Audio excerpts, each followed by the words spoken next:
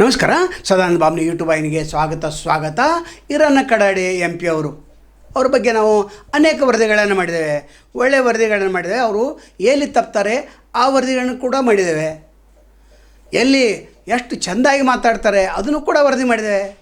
ನಿನ್ನೆ ಬಸವೇಶ್ವರ ಏನು ಪುತ್ಥಳಿ ಅನಾವರಣ ಏನಾಯಿತು ಅಲ್ಲಿ ಮಾತಾಡಿದರೆ, ನಂತರ ಬಸವರಾಜ್ ಪಾಟೀಲ್ ಯತ್ನಾಳು ಕೂಡ ಮಾತಾಡಿದರೆ, ಅವ್ರದ್ದೇನು ಹಾಕಿಲ್ಲ ನಾವು. ಆದರೆ ಇಲ್ಲಿ MP ಕಡಾಡಿ ಅವರು ಎಷ್ಟು ಸ್ಪಷ್ಟವಾಗಿ ಮಾತಾಡಿದರೆ, ಎಂಥ ಅನುಭವ ಇದೆ ಅದನ್ನು ಕೇಳಿಸ್ಕೊಳ್ಳೋಣ. ಗೋಕಾಕ್ ತಾಲೂಕಿನ ಸುಕ್ಷೇತ್ರವಾಗಿರ್ತಕ್ಕಂಥ ಬೀರ್ನಗಡ್ಡಿ ಗ್ರಾಮದಲ್ಲಿ ಜಗಜ್ಯೋತಿ ಶ್ರೀ ವಿಶ್ವಗುರು ಬಸವಣ್ಣನವರ ಅಶ್ವಾರೂಢ ಕಂಚಿನ ಪುತ್ಥಳಿಯ ಅನಾವರಣ ಸಮಾರಂಭದಲ್ಲಿ ಉಪಸ್ಥಿತರಿರತಕ್ಕಂಥ ಕರ್ನಾಟಕ ರಾಜ್ಯದ ನೆಚ್ಚಿನ ನೇತಾರರು, ಯುವಕರ ಕಣ್ಮಣಿ, ಹಿಂದೂ ಹೃದಯ ಸಾಮ್ರಾಟರೆಂದರೆ ಪರಿಚಿತರಾಗಿರ್ತಕ್ಕಂಥ ನಿಮ್ಮೆಲ್ಲರ ನಾಯಕರಾಗಿರ್ತಕ್ಕಂಥ ಸನ್ಮಾನ್ಯ ಶ್ರೀ ಬಸನಗೌಡ ಪಾಟೀಲ್ ಯತ್ನಾಳ್ರವರೇ, ವೇದಿಕೆಯ ಮೇಲೆ ಆಶೀತರಾಗಿರ್ತಕ್ಕಂಥ ಪೂಜ್ಯ ಸ್ವಾಮೀಜಿ ಅವರೇ, ವಿಶ್ವ ಹಿಂದೂ ಪರಿಷತ್ನ ಪ್ರಮುಖರೇ, ಸಮಾಜದ ಮುಖಂಡರಾಗಿರ್ತಕ್ಕಂಥ ಫಿರೋಜಿ ಅವರೇ, ಕಲ್ಲಪ್ಪನವರೇ, ಎಲ್ಲರ ಹೆಸರು ತಗೊಳ್ಳಾರದ ವೇದಿಕೆಯ ಮೇಲೆ ಆಶೀತರಾಗಿರ್ತಕ್ಕಂಥ ಈ ಕಾರ್ಯಕ್ರಮದ ಘನತೆಯನ್ನ ಹೆಚ್ಚು ಮಾಡಿರ್ತಕ್ಕಂಥ ಎಲ್ಲ ಅತಿಥಿ ಅಭ್ಯಾಗತರೇ ಮತ್ತು ಈ ವೇದಿಕೆಗೆ ಗೌರವವನ್ನು ಕೊಟ್ಟು ಲೋಸೂರದಿಂದ ಇಲ್ಲಿ ತನಕ ನಮ್ಮ ಯುವಕರು ಬಹಳ ಅತ್ಯಂತ ಉತ್ಸಾಹದಿಂದ ಬೈಕ್ ರ್ಯಾಲಿ ಮೂಲಕ ಇಲ್ಲಿ ಅವ್ರನ್ನ ಬಸನಗೌಡರನ್ನ ಬೀರ್ನಗಡ್ಡಿಗೆ ಸ್ವಾಗತ ಮಾಡಿದರು. ಅದೇ ರೀತಿ ಊರಾಗಿನ ಎಲ್ಲ ಹಿರಿಯರು, ಹೆಣ್ಮಕ್ಕಳು, ಯುವಕರು ಎಲ್ಲರೂ ಕೂಡ ನೀವು ದೊಡ್ಡ ಸಂಖ್ಯೆಯಲ್ಲಿ ಸೇರಿ ಈ ಕಾರ್ಯಕ್ರಮವನ್ನ ಯಶಸ್ವಿ ಮಾಡ್ತಾ ಇದ್ರಿ. ಮೊದಲನೇದು ತಮ್ಮೆಲ್ಲರಿಗೂ ನನ್ನ ಹೃದಯಪೂರ್ವಕವಾದಂತಹ ಧನ್ಯವಾದಗಳನ್ನು, ಅಭಿನಂದನೆಗಳನ್ನು ತಿಳಿಸ್ಲಿಕ್ಕೆ ನಾನು ಬಯಸ್ತೇನೆ. ಬೀರ್ನಗಡ್ಡಿ ಗ್ರಾಮ ನನಗಂತೂ ನನ್ನ ಸ್ವಂತ ಊರಿಗಿಂತ ಹೆಚ್ಚು ಪ್ರೀತಿ ಗ್ರಾಮ ಇದು. ಯಾಕಂತಂದ್ರ ಪ್ರಾರಂಭದ ದಿನದೊಳಗೆ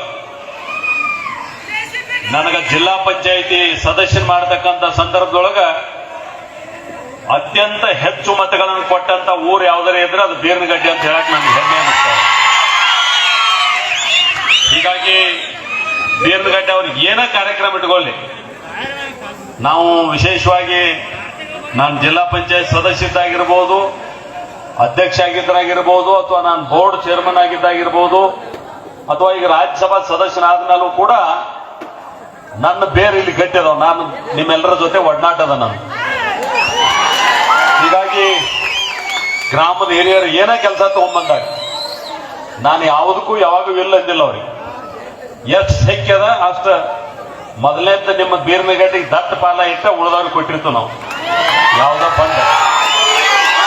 ಹೀಗಾಗಿ ಈ ಬಸವೇಶ್ವರ ಕಂಚಿನ ಪುತ್ಥಳಿಯನ್ನ ಇವತ್ತು ಸಣ್ಣ ಊರಾದ್ರೂ ಕೂಡ ಎಲ್ಲ ದುಡಿಮೆಯಿಂದ ಬದುಕ್ತಕ್ಕಂಥ ಊರೆಲ್ಲ ಆದರೂ ಕೂಡ ಎಲ್ಲ ಊರವರು ಬಹಳ ಉದಾರ ಮನಸ್ಸಿನಿಂದ ದೇಣಿಗೆ ಕೊಡೋದ್ರ ಮುಖಾಂತರ ದೊಡ್ಡ ದೊಡ್ಡ ಊರವ್ರು ಮಾಡಕ್ ಆಗ್ಲಾರ್ದಂತ ಕೆಲಸ ಸಣ್ಣ ಊರವ್ರು ನೀವು ಮಾಡಿದಿರಲ್ಲ. ನೀವು ಇಡೀ ತಾಲೂಕಿನಾಗ ನೀವು ಅಭಿನಂದನಾರ್ಹರು ಅಂತ ನಾನು ಹೇಳಲಿಕ್ಕೆ ಬಯಸ್ತೇನೆ.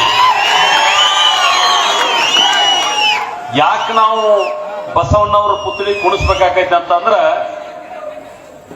ಯಾವುದೇ ಸಮಾಜಕ್ಕೆ ಒಂದು ಆದರ್ಶ ವ್ಯಕ್ತಿತ್ವ ಬೇಕಾಗೈತೆ.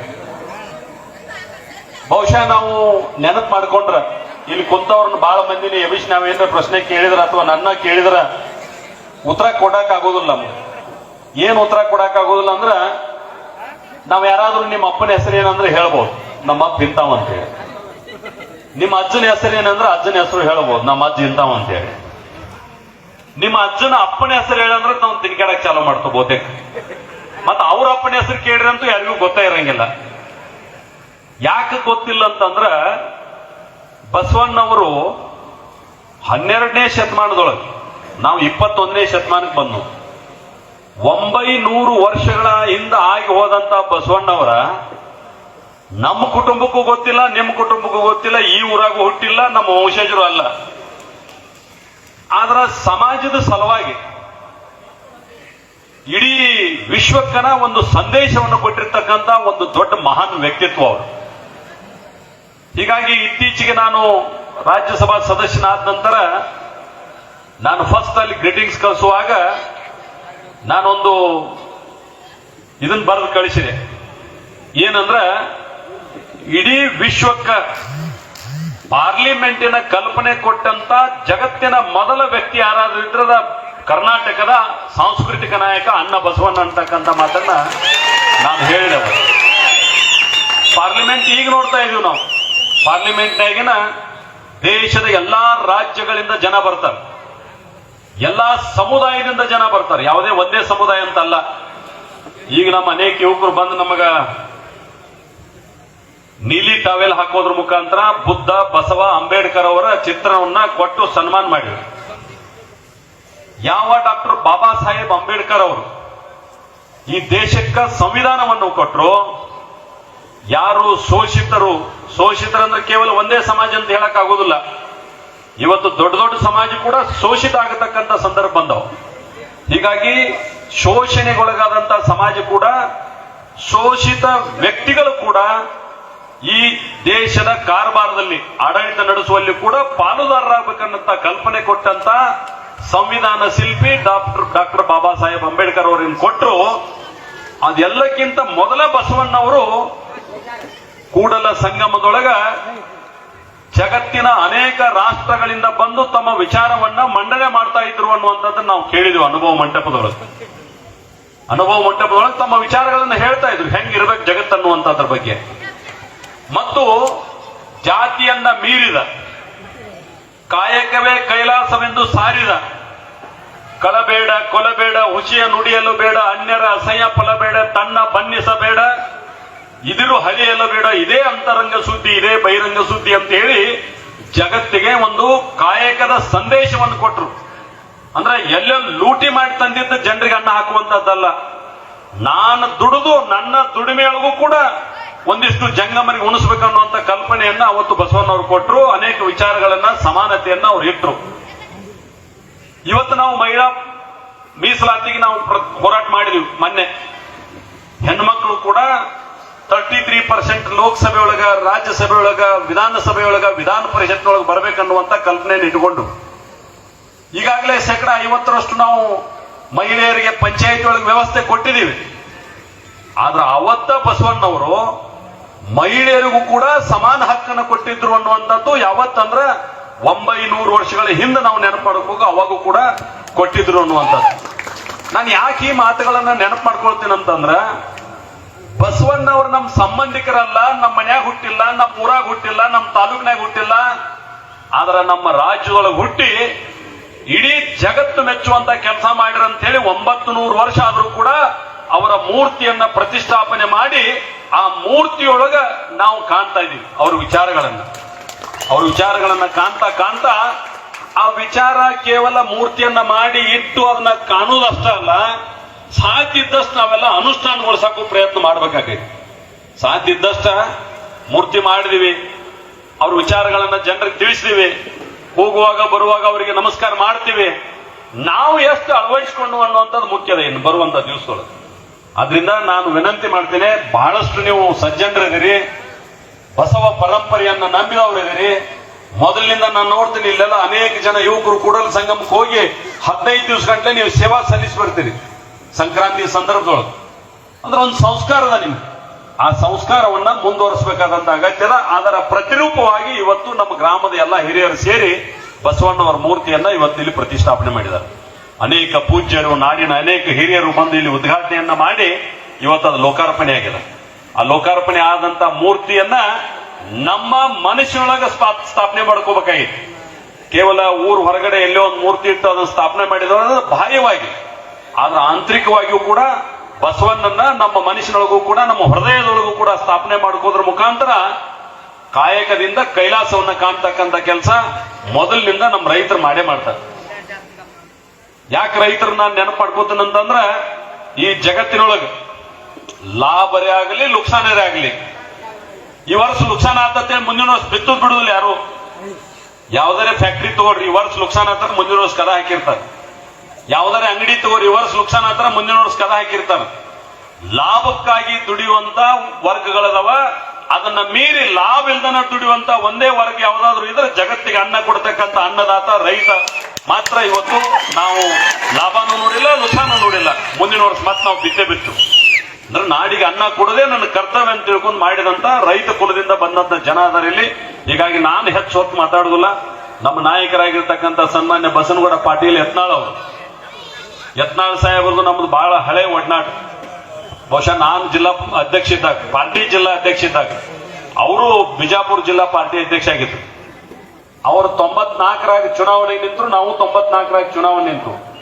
ಅವ್ರು ಒಂದ ಹೊರತನಾಗ ಗೆದ್ದ MLA ಆಗಿ ಮುಂದೆ ಬಂದ್ಬಿಟ್ರು. ಅವ್ರು ನಾವು 94ರಾಗ ಸೋತ್ ಹೋದ್ವಿ, ಯಾಕಂದ್ರೆ ಪಾರ್ಟಿ ಯಾರಿಗೆ ಗೊತ್ತಿರ್ಲಿಲ್ಲ. ಆದ್ರೆ ಬಸನಗೌಡ ಪಾಟೀಲ್ರು ಅವತ್ತಿಂದ ಏನು ಗೆದ್ರು ಅವತ್ತಿಂದ ಹಿಂತಿರುಗಿ ನೋಡುವಂತ ಕೆಲಸ ಆಗಿಲ್ಲ.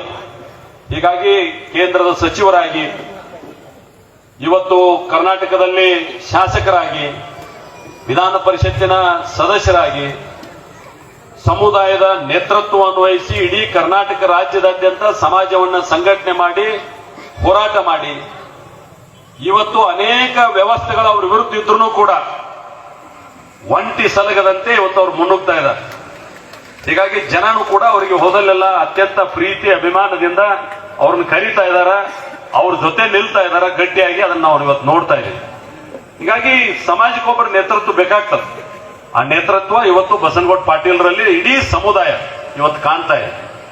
ಮತ್ತೆ ಕೇವಲ ಒಂದು ಸಮುದಾಯಕ್ಕೆ ನಾವು ಬಸನಗೌಡ ಪಾಟೀಲ್ ಯತ್ನಾಳ್ ಅವ್ರನ್ನ ಸೀಮಿತ ಮಾಡೋದು ಬೇಡ, ಅವರು ಆಗೋದು ಬೇಡ ಅಂತ ಅನಿಸ್ತದೆ. ಅವರಂತೂ ಆಗತ್ತಿಲ್ಲ. ಯಾಕಂದ್ರೆ ಎಲ್ಲಾ ಸಮುದಾಯದ ಪರವಾಗಿ ಧ್ವನಿ ಎತ್ತಕ್ಕಂತ ಒಂದು ಗಟ್ಟಿ ಧ್ವನಿ ಕರ್ನಾಟಕದ ಆಧಾರ ಇದ್ರೆ ಅದು ಬಸನಗೌಡ ಪಾಟೀಲ್ ಯತ್ನಾಳ್ ಅಂತೇಳಿ ಅಭಿಮಾನದಿಂದ ಹೇಳ್ಬೇಕಾಗ್ತದೆ. ಹಾಲು ಮತ್ತು ಸಮಾಜದ ಸಲುವಾಗಿನೂ ನೀವು ಅವರಿಗೆ ಮೀಸಲಾತಿಯನ್ನ ಕೊಡಬೇಕು, ST ಮೀಸಲಾತಿಯನ್ನು ಕೊಡಬೇಕು ಅನ್ನುವಂತ ಧ್ವನಿ ಐತ್ರಿ. ಅವ್ರು ಯಾರು ಮಾತಾಡ್ಲಾರಂತ ಸಂದರ್ಭದವರು SC ST ಸಮುದಾಯದ ದುಡ್ಡನ್ನ ಬೇರೆ ಯೋಜನೆಗಳಿಗೆ ಖರ್ಚು ಮಾಡಿದಾಗ ವಿಧಾನಸಭೆಯಲ್ಲಿ ಒಂಟಿಯಾಗಿ ಕೂಡ ಅವರು ಎದ್ದು ನಿಂತು ಮಾತಾಡಿದ್ರು. ಪರಿಶಿಷ್ಟ ಜಾತಿ ಪರಿಶಿಷ್ಟ ಪಂಗಡಕ್ಕೆ ಮೀಸಲಿಟ್ಟಂತ ಹಣ ನೀವು ದುರುಪಯೋಗ ಮಾಡ್ತಾ ಇದ್ದೀರಿ ಅಂತ ಹೇಳಿ ಮಾತಾಡಿದ್ರು.